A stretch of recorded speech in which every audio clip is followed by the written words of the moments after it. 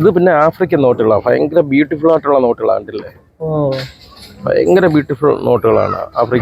ആഫ്രിക്കയുടെ എല്ലാ രാജ്യങ്ങളുടെയും നോട്ടുകളുണ്ട്. ഇത് നിങ്ങൾ എത്ര കാലത്തെ എൻ്റെ ഒരു ശേഖരണമാണിത്? 30 വർഷം.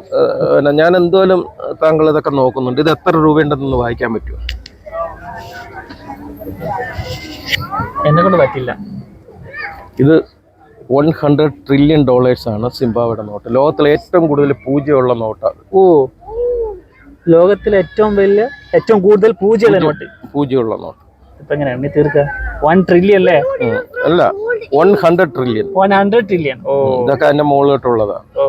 ഇതെല്ലാം അവിടുത്തെ നോട്ടുകളെല്ലാം ഇതുപോലെ ഒരുപാട് പൂജ്യങ്ങൾ. ഇത് പ്ലാസ്റ്റിക് നോട്ടുകളാണ്. ഈ ഖത്തർ 2022 നോട്ടുകളില്ലേ, പ്ലാസ്റ്റിക്കില്. ദുബായ് ഒക്കെ ഇപ്പം ഫുൾ പ്ലാസ്റ്റിക് ആണ്. അതുപോലെ പ്ലാസ്റ്റിക്കിൽ ഓരോ രാജ്യങ്ങൾ ഇറക്കിയിരിക്കുന്ന നോട്ടുകളാണ്. ഇത് ലോകത്തിലെ ആദ്യത്തെ പ്ലാസ്റ്റിക് നോട്ടാണ്. ഓസ്ട്രേലിയയാണ് ആദ്യമായിട്ട് പ്ലാസ്റ്റിക് നോട്ട് ഇറക്കുന്നത്. അന്നേരം ഇതെല്ലാം അതുപോലെ പ്ലാസ്റ്റിക് നോട്ടുകളല്ല. പല രാജ്യങ്ങളല്ലേ? ഇത് ലോകത്തിലെ ഏറ്റവും വലിപ്പമുള്ള നോട്ടുകളിൽ ഒന്നാണ്.